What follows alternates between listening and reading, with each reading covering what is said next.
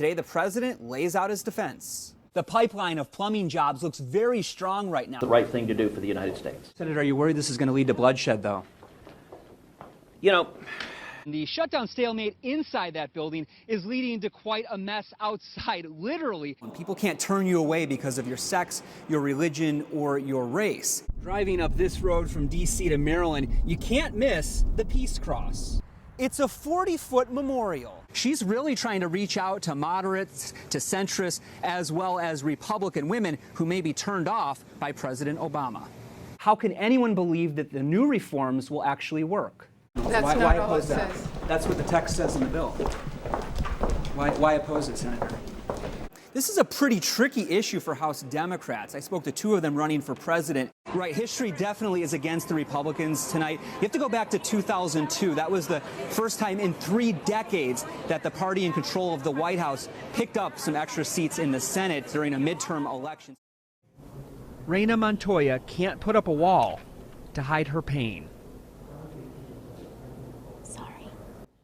When she was 13, her family brought her to the United States illegally from Mexico. She's had to live in the shadows. Now she's busy in the background of Capitol Hill, urging senators to keep the protections from deportation for dreamers like her. They looked at me in the eyes and they said they wanted me to stay here, and now they're showing otherwise. So definitely feeling really hurt.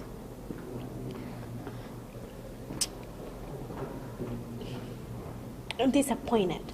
The motion is not agreed to. The Senate shooting down one immigration plan. The motion is not agreed to. After another.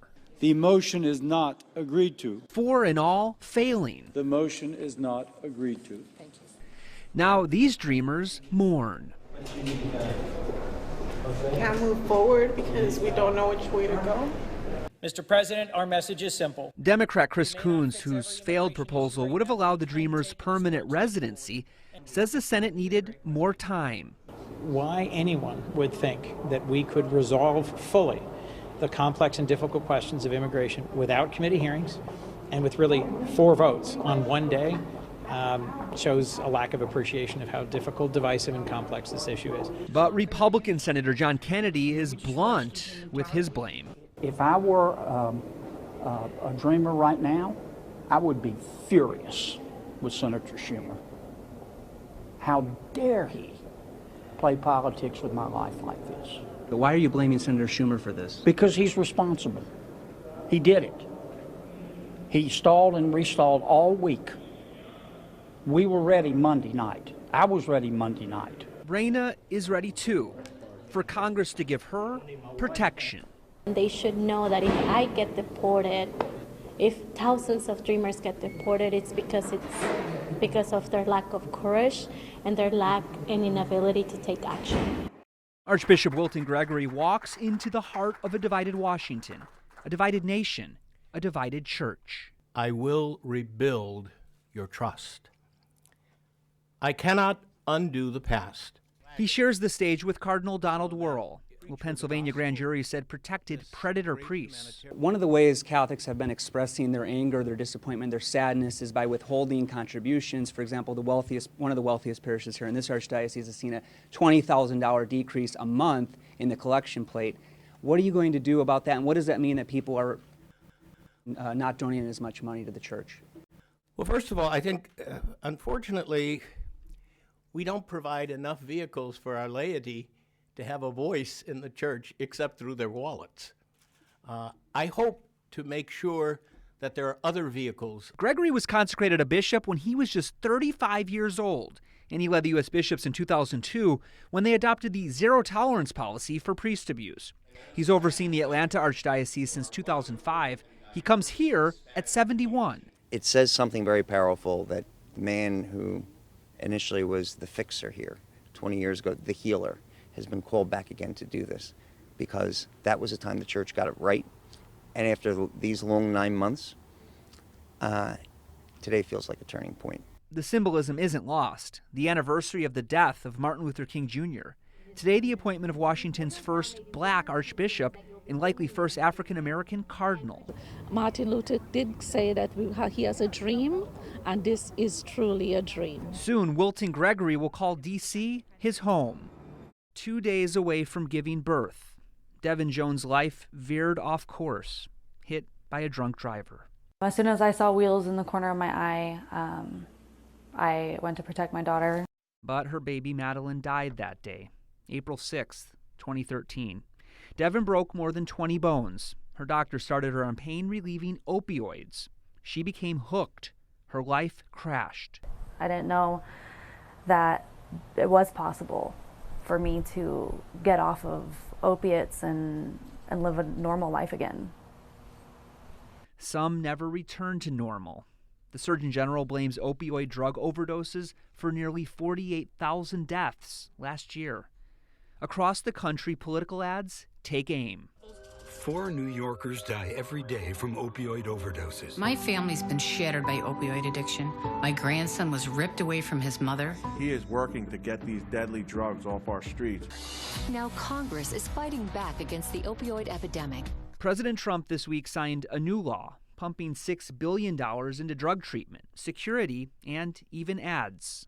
We are going to end it, or we are going to at least make an extremely big dent in this terrible, terrible problem.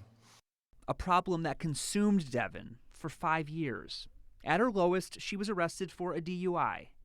She turned to Catholic Charities Counseling and Narcotics Anonymous for help. This is not the life that I'm meant to live. And now she's been clean for more than 90 days. My life is just so much better now. My life is so much more peaceful, and my priorities are straight again, and I still have all of the same qualities I had before the car accident. Like, I'm finally finding myself again. This 27-year-old studying to become a counselor, hoping to help other mothers who have lost children like her Madeline. She gave me this purpose in my life that I have now. Most House members yesterday booked it out of D.C., starting their Memorial Day break. But then the Senate approved $19 billion to help disaster victims. The yeas are 85, the nays are 8. Today the House opened up for what's called a pro forma session. In a nearly empty chamber, I pledge allegiance. Democrats tried to pass the disaster bill by voice approval. I ask unanimous consent. It would have passed, as long as no one objected. Reserving the right to object. And that's all it took to block the bill. I believe that in the People's House, we should vote. I believe that we should have had the vote yesterday. I think the Speaker should have held us here. We could have had a debate. We could have voted. Republican Chip Roy of hurricane-hit Texas previews that debate. Well, number one, it's $19-something billion unoffset. We're racking up $100 million of debt per hour. It's fiscally irresponsible for us to continue to just write checks that we can't cash. Number two, the bill doesn't deal with border security. The bill should deal with border security because we've got a crisis at our border. Democrat Donna Shalala of Florida tells me no one should have objected. I'm very disappointed. I'm disappointed for the people of Florida who have been devastated by floods and by rain and whose homes have been destroyed. I'm disappointed for the people of California and the people of Texas who have been affected. This isn't the first snag for this disaster bill. The president originally fought money for Puerto Rico. But the main point here is that we insisted that Puerto Rico get the aid it needed, along with the rest of America, and it is.